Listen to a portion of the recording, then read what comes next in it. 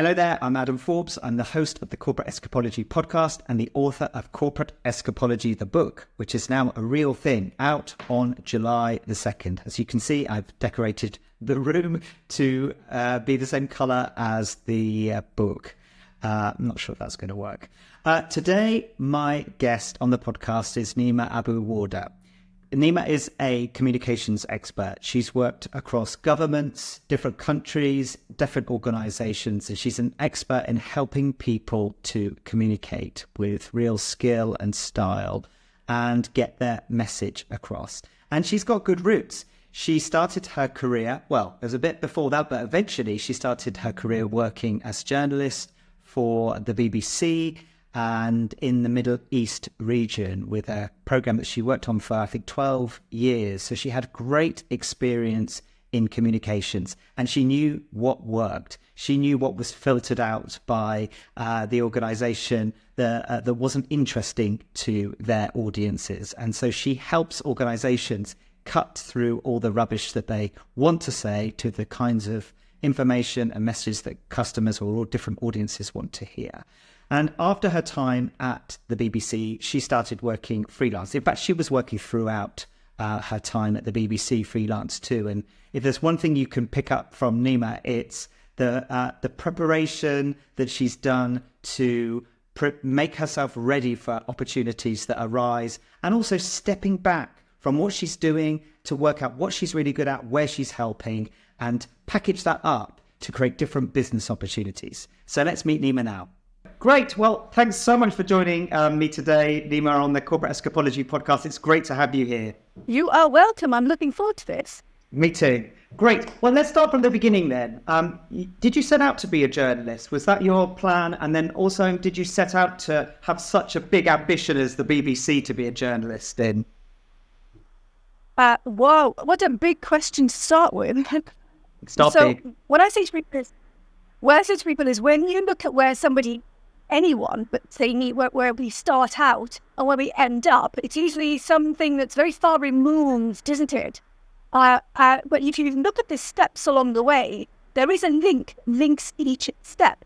And so my context is I did a master's in medical engineering because I'm interested in the human condition, the body, the brain, the mechanics of us, all sorts of things to do with what makes us tick and work. And I decided, I don't want this as a vocation. I'm interested in it, but I don't want this to be my whole life. Let me just reflect on a few things. Plus, Saddam Hussein invaded Kuwait. My family lived in Kuwait at the time. And so there was a huge upheaval in life generally. So what did that mean? That meant that I took time out for the reason I invented work for myself. So I looked around and I thought, there's an NHS establishment, Hammond, was a trust then, down the road. I have a master's in medical engineering. I want to work for the NHS. I want to see what it's like. I don't want to commit. And so I wrote a letter saying, I would like to volunteer to join you on whatever the rest of the letter was. Is there something going? But on a voluntary basis, because I didn't want to have that, I'm committed. I wanted to experiment. And so they said yes, and I joined, and I ended up working there because that's the thing I always say to people. If there's something you want to do, you just go and do it. Do it permission-free. You don't need to go and apply for a job. You don't need to volunteer. Take your foot in the door. Experiment. If you're good and if you like it and if people like you, you will get to the next step. So I was working with the NHS. I am interested in all things human. So I decided I'm going to start a radio program in Arabic. Arabic was not a strong point for me. I had to spend every weekend in Eddie learning how to phrase things in past Arabic, which is very different to spoken Arabic. So that was my 20s, not going out. And then I decided, wait a minute, I'm doing all this research, I'm killing myself. I know, I'm going to repackage the information and sell it to magazines as articles. So that's how it started. And then my life has been a trajectory of being invited to opportunity, which means it's been a series of phone calls. I got a call from a TV station who wanted somebody with a medical background because they knew what I was doing with the radio show and with my articles. So that was, okay, I'll do that. And I learned all the TV stuff, the reporting. And then I got a phone call from it was FTTV actually, who said they want somebody bilingual to work on their business desk for CNBC Europe. So one thing led to the next to the next. And that's actually how I got the BBC role. I was at that point in Dubai because my boss at FTTV had gone out to Dubai to start up a global bilingual TV channel called the Business Channel, and he invited me to join. And because I love work and I'd work a lot, I was known for what I was doing there, and I got a call from the BBC. There you go. So that's how it all starts. I hope that answers your question. Is that unconventional or not? I mean, I was going to say that sounds very unconventional as a route into journalism. I kind of imagined you'd need to do a journalism degree and then do some freelance, do some voluntary work just to kind of get yourself known. But I mean, you came like from the side into it without any kind of training in journalism. It was practical experience that you had developed on your own initially and then increasingly being brought into things. This is for me the key to unlocking so much in life generally, that I wish, part of my current role is to pass this on. And it is this: if you have depth of knowledge and credibility, and people can see you work and see your work, so there is a window of doing, the right people for you will say, oh, can you do this for us? Can you help with this? Can you? Because to say you are it, and they need it, and so you get that call or that somebody put it to you. I make it sound really simple. I understand that, but actually, if you think about it, that is how things happen. Whether it's in the corporate world, whether it's in the freelance world, it is word of mouth. It is, oh, I need this. Who can help? So either it's first degree contact, somebody knows you, or somebody knows somebody who knows you, and then you're recommended. But to your point about it being unconventional, I personally believe that one of the issues with journalism is that we do need breadth of knowledge and know-how and input and that ability to get it that way, which, if you look at a lot of journalists and even comedians and podcasts, they've come to it from a different route, including being doctors and so on. So I personally like the breadth that being interested in multiple things brings to the core thing that you end up doing. But there still is a skill in being a journalist. So how did you acquire that? Certainly to the extent that later on you were on TV for the BBC. So how did you get that training, I suppose, in how to do... Because there's a spectrum of journalism from kind of not very good at all, very amateurish, to the BBC, really, I would say. So how did you go up that curve, and what kind of experience and training or coaching or role modeling did you have to help?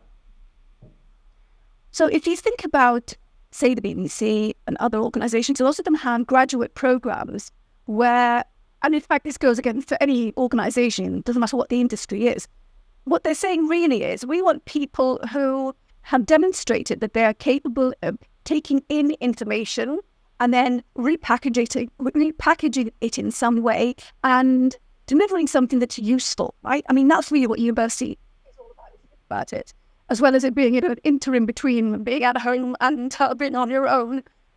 But a lot of these graduate programs in industry, in companies and corporations, they want that kind of person, and then a lot of it is training on the job, learn by doing, which I believe personally is the ultimate way, because it can be all the theory and all the mentoring or whatever else, but actually the doing is where you cut the teeth. It is the proofs. So from my perspective, I kind of like did it. I suppose I don't follow the rule book. I was already creating journalistic pieces that were being published in magazines and so on, and on radio. And it was really, I I think, a demonstration of how my mind works. And a very linear science engineering mind that's also got the, oh, how can we make this more interesting? It's just my default mode of being, because that's how I think, how I want to learn and know about things. So to answer your question, it was really the most valuable thing. Has always been learned by doing. You're chucked in, and do you sink or swim?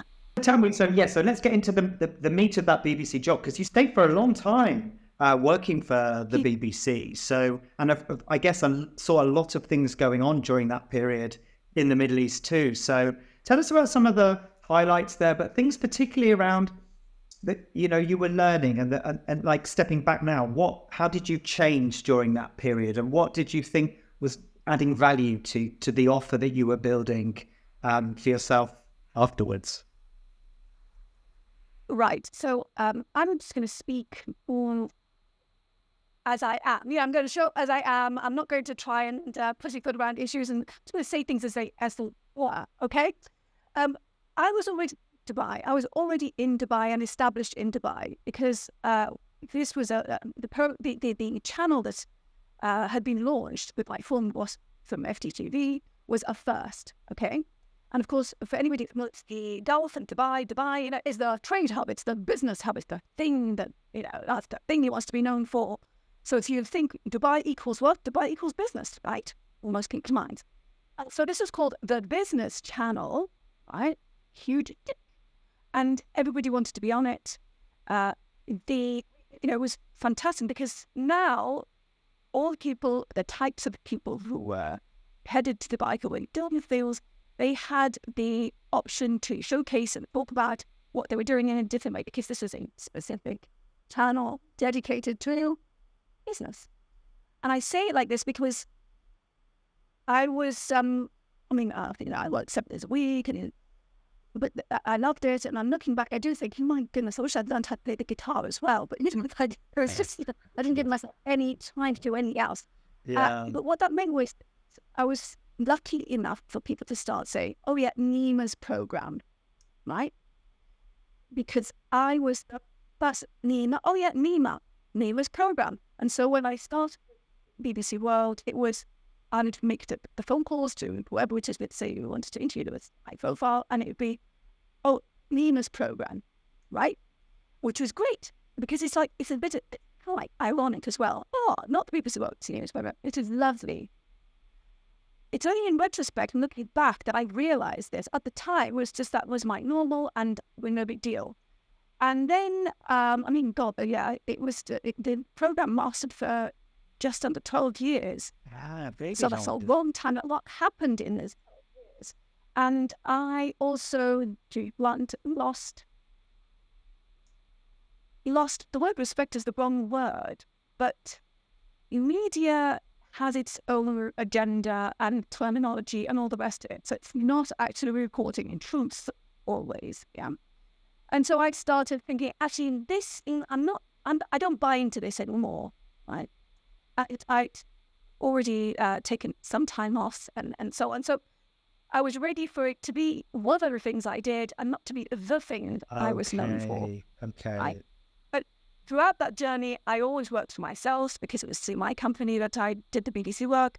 And I've always had more than one job, so I did that program. And I trained C-suite and tech executives in the corporate world and in quasi-government organizations, the whole, how do I communicate with impact and influence? And I was moderating huge events, right? So UN, United Nations, and corporate and things. So that was what I did. So I traveled a lot, and I wasn't still for very long. And I wrote, I think it was a monthly article for Forbes in Arabic for a long time, and I wrote a weekly article for the main. So there's a lot going on, but it was all creative. If you think about it, right? Always create from scratch, which is exhausting, and being on the go. So you asked me, what did I learn? Well, when I look back, I realized, and this is why I'm doing what I'm doing right now, that people lose out on huge opportunities when they don't know how to communicate effectively. Because what happens a lot of the time, well, most of the time, is that people think, oh, I'm going to be interviewed. Some people would love it. My name, my company name, my thing that I'm doing. We had, total viewership of 300 million people, so it was a big deal. And some of them would love it, some of them would be terrified, some of them, it varied. But most of them wasted the opportunity. Yeah, I'm sure. Why? Because they were speaking to their agenda. They were sitting there and they suddenly had this corporate head on, or, which said, oh, this is my company, this is what we've just done, this is what we want people to know about. And that was their agenda. Whereas my agenda was, why is this important? What's interesting about this study? Why should people care about this? Yeah, absolutely. What are you doing about this huge issue that is actually a big issue that you're ignoring? Do you see? So it's just so interesting how human we are, where we look at what's our agenda, our perspective, and you waste a missed opportunity. Why? Because the journalism and journalists are a conduit for information and ideas and so on, right? So if you're on a business program, ideally what you're doing is to say, oh, I want to pique the interest of a certain stakeholder in my ecosystem. And it could be, I need funding. I need a regulator to give me a break and let us sell this stuff. There's a need or a want. And when a person does not speak to the interest of the stakeholder, but they speak from their perspective, that the person can't, they wasted the opportunity. Okay, so after 12 years, which is a really long time working in any one single job for one single employer like that, you decided to do something different. So how did that feel for a start, to be leaving something that you'd been doing so intensely like that over such a long period of time? Did you feel ready for the next challenge, or did you feel anxious about what would come next? Had you been planning for this? Right. So I have never had one job. I've always had more than one job. So while I was doing the BBC program, and I say it went through my company because that's key, meaning I wasn't working exclusively and solely for them. I was in terms of TV, but I had other things I'd always done, which is part of the reason that they approached me. It's because I was already doing these other things as well, which is why I was known and had access and connections, right? So they include training, C-suite, top execs, communication, how to communicate effectively with impact, influence, etc., media training, speaking, moderating, chairing events and conferences, and writing, articles and so on, having columns, yeah? So I was already doing that, and what changed was that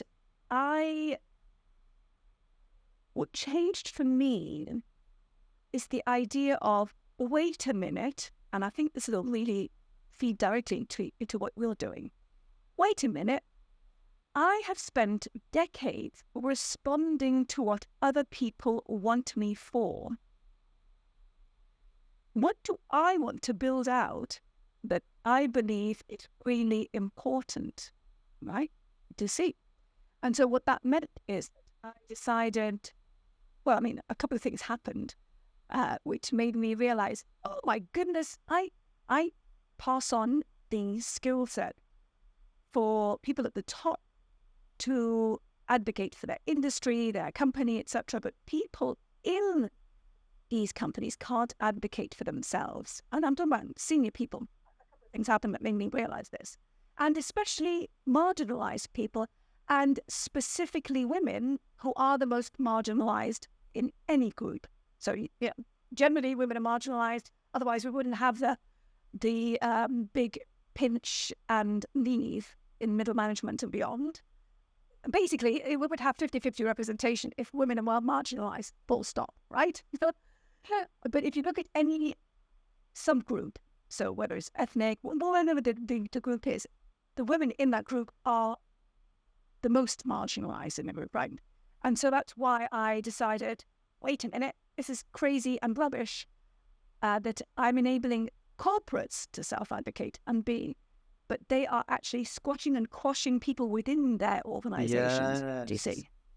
I see. Okay, so right, by stepping back like that, you saw an opportunity, and at least you saw a sort of pivot away from what you were doing that you were successful in. How could I use that to help somebody else that maybe needed it more? So it was more purpose-driven than the work you'd done before, but it was building off the capabilities that you developed. Brilliant. Okay, so what did you do then?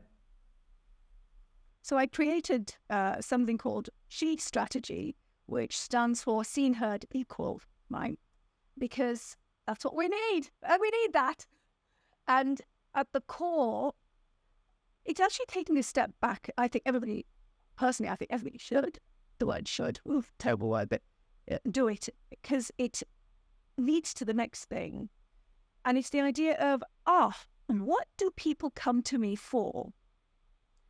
What is it that I want to do more of? I love that I want to do more of. And what is it that I don't want to do anymore? You know, these are really important things. And this feeds into what you're doing, doesn't it, Adam? And so when I looked at that, I realized I'm communication, the ability to showcase what you know and do, the ability to communicate in a way that actually people care about and that brings about change. That's what interests me. And people who needed it most and need it most weren't getting the training. And when I looked at women, they are the ones who need it most because women are more likely to die broke, even high earners. There's something you've been saying a few times that just keeps coming back to me. And you know, you're right, it sort of fits very much with the second part of this escape method I've done, which is really about that sort of inquiry and audit of yourselves. And what I like is, particularly, you know, you said something about, you did communications, but actually you didn't stop at communications. You're looking at but really, what was the communications in service of? What was I doing it for? How was I helping people do that? And you actually connect at that level or even beneath that. And, you do the 5 whys or whatever, go down even further. But I think what often people look at is they stay very superficial about what they do. I mean, communication is almost a job title, but even if you went down a bit further and started looking at job description, you'd stay at a very superficial level. And that makes you feel, not only puts you in a box, but also it's not distinctive enough because there's plenty of people doing communications, Anna. So it's really like, why is your communications different? What does it enable or supercharge or unlock for other people? And it's really connecting with yourself at that deeper level there. That's what builds your confidence. That's what helps you be different out in the outside world. That's what helps you find people in need of what you're offering too. So you started SHE, and that's not ended. You're still doing that, but there are other things too that you've been doing since. So what made you feel like I need to do more than just SHE, that I needed to do the Brilliant Communicator and other things too? What's sort of driving you to keep thinking of more things to do rather than just one?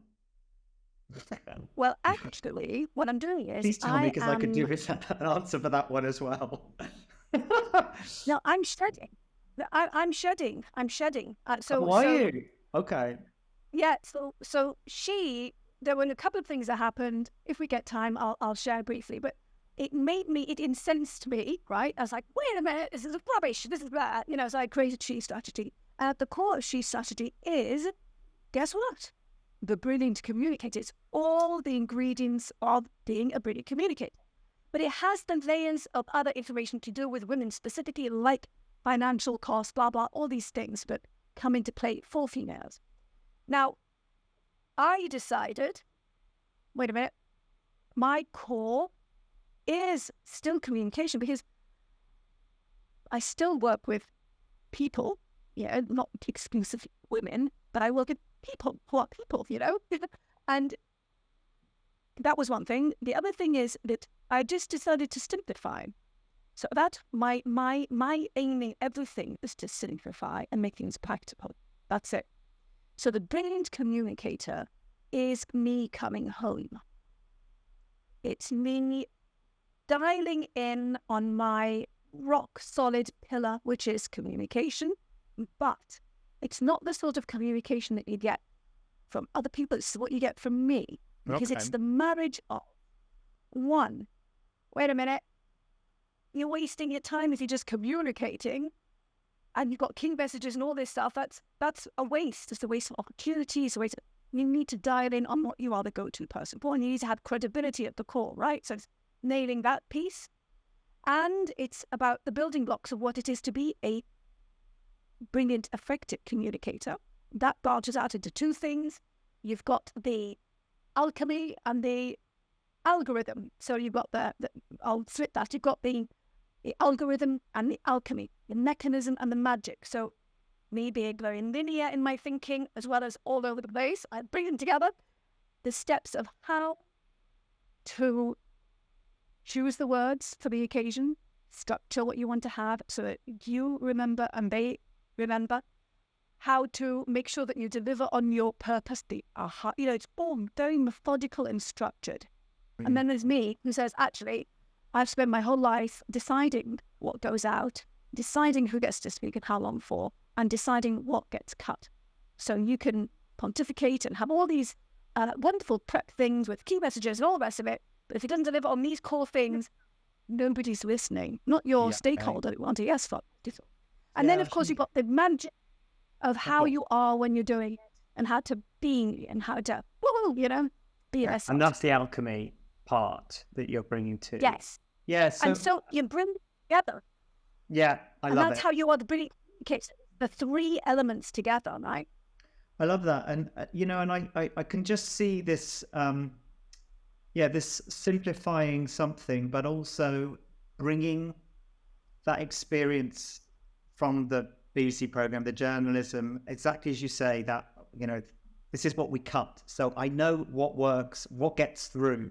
And so harnessing all of that experience of that filters out a load of the noise that goes into comms to just get to the essence of what is going to get through to a real human being. And that's partly because experts like journalists and editors are cutting those things out that are not required. Partly it's because of understanding customer and bringing that perspective into the editing suite, or even into the discussion beforehand when you're planning what you're going to produce and not produce. It's bringing all of that, packaging all of that to a CEO or somebody struggling with a career problem, or any different scenario where they've got a communication challenge at heart, and bringing all of that experience there to an individual. I mean, it sounds like it's such a great example there. Did you think it would end up like that you would almost be just like pulling the essence of all of those experiences and distilling it into something very small and perfect, and offering that, rather than feeling like you were going to get bigger over time, which I think is sometimes how we think. I'm acquiring more and more skills, so therefore I'm going to be able to offer more and more stuff. Actually, you've kind of knocked out a load of stuff that doesn't work and turned that into the magic. Yeah, we don't get more than one lifetime. It's a one-way ticket. And so with that in mind, it's about thinking, for me anyway, what do I love doing? And what is the thing that I see that I don't see other people seeing? Like, this is the solution. Hello, and that I know I help people when I do. I do it specifically. The seed has always been there, but because I was in such, the word frenzy, I think is appropriate. I used to have a suitcase that was packed of carry on all the time. I was traveling every 2 days, right? And sometimes I've been 2 countries, 3 countries on the same day. It was just madness at one point. Why am I saying this? Because when you're in that state, you don't have the space to actually think. That's my big thing now. It's, wait a minute, I want to bring things together and make them simple. That takes thought. You've done this with your book. I've done this with my book as well. And in fact, writing a book is a very cleansing and clarifying thing, isn't it?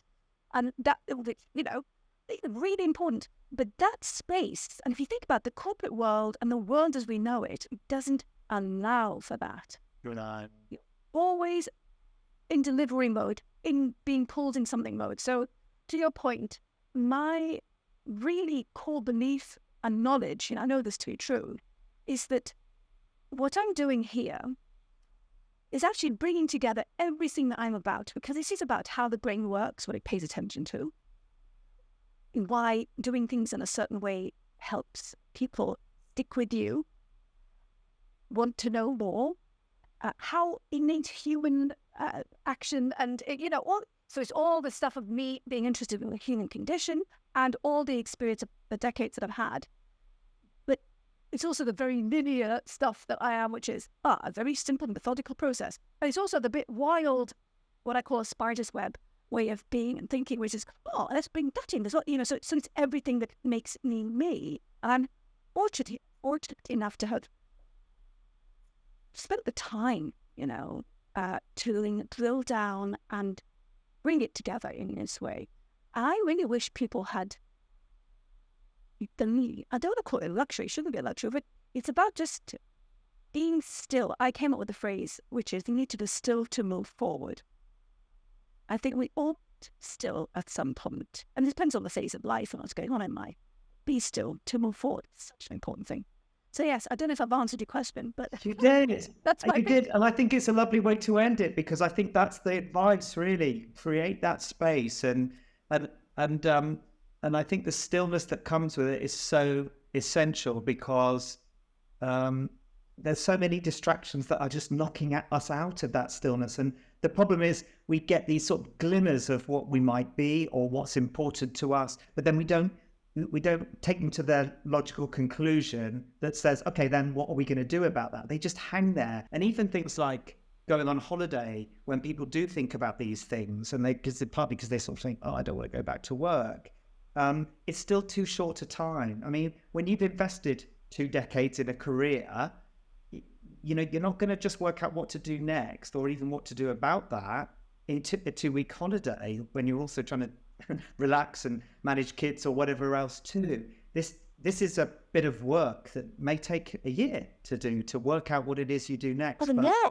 Yeah, maybe more. It's an ongoing process, but it never stops. It's always an ongoing thing as well. But actually, before we conclude, I'd like to refer to something that we interacted over on LinkedIn, which is the idea of ownership of experience, knowledge, value, expertise, right? So you put it as giving yourself, do you still give yourself credit is what you're putting yours, and then, we are a treasure trove of chest of things, but we don't take ownership. And for me, that's a big thing when you start to take ownership. So this idea, which I love, which is what you've brought up previously, is the idea of, you're great at this stuff. Do you give yourself credit? I look at it as, you have such treasure. I want your insight. I want your perspective. When I interview people, and this was the big thing that I wanted from them, and they wouldn't give it. They would just go into default pointy-headed mode. So interesting. Okay, so Nima, where can people find more about you and your Brilliant Communicator offer? Well, I like to keep it simple, so it's called thebrilliantcommunicator.com. Right? Says what it does. I hosted, depending on when that's I'm asking, on the 12th of June, I ran a masterclass for people who want to know more about what it is to be a brilliant communicator. And I have a program that I run. So I have a 1-day intensive for people to get the foundation and the basic toolbox of what we've spoken about today. And then the people who are ready to move forward with that and commit to themselves first, I work with them on an annual program to get them to showcase their brilliance and all the good stuff that we've spoken about. Plus, both of us have books coming out. Your book is coming out before mine. When is yours I hope will come out October. Fingers crossed. Brilliant. Well, we'll do another promotion of it in October. But the other thing you didn't say was that I did the other day too, was you've got a really nice question survey type thing on your website where you can start to diagnose where you have gaps in your communication, which I've really enjoyed reading too. So I would really recommend that. Is that on the brilliantcommunicator.com site? Yeah, thank you for mentioning that. And I love that you filled it in. It's a scorecard. So it's a quiz, and we all love a quiz, right? And yes, anybody who is interested in this, please go and take the quiz. It'll get you thinking. I don't know what you took away from it, Adam. My hope from that is that people go, oh, aha, it's the aha, again. And it gets them thinking and realising and going, oh, yeah, that's a good point. I want more of that. Or, oh, yeah, I don't know what you took away from it. Exactly, because I think that's part of the problem. We often don't know. And so then we put it to one side and think, oh, we'll come back to that, and we never do. So I think these diagnostic tools are really, really powerful at ways of seeing ourselves from somebody else's perspective, an expert, in your case's perspective on us, about where we should focus our energy and our effort, and where we see where the gaps are for us. So I would highly recommend doing that. And if you want more information, of course, you know where to go now, the brilliantcommunicator.com. Well, thanks so much, Nima. I've really enjoyed our conversation. And look forward to seeing you more on LinkedIn as well as maybe one day meeting in real life. Absolutely. IRL, yes, in real life, it's a thing. It's even a thing. Thank you. This has been brilliant, Adam. Thank you. And I'm buying your book. Thank you. The right thing to say. Thank you.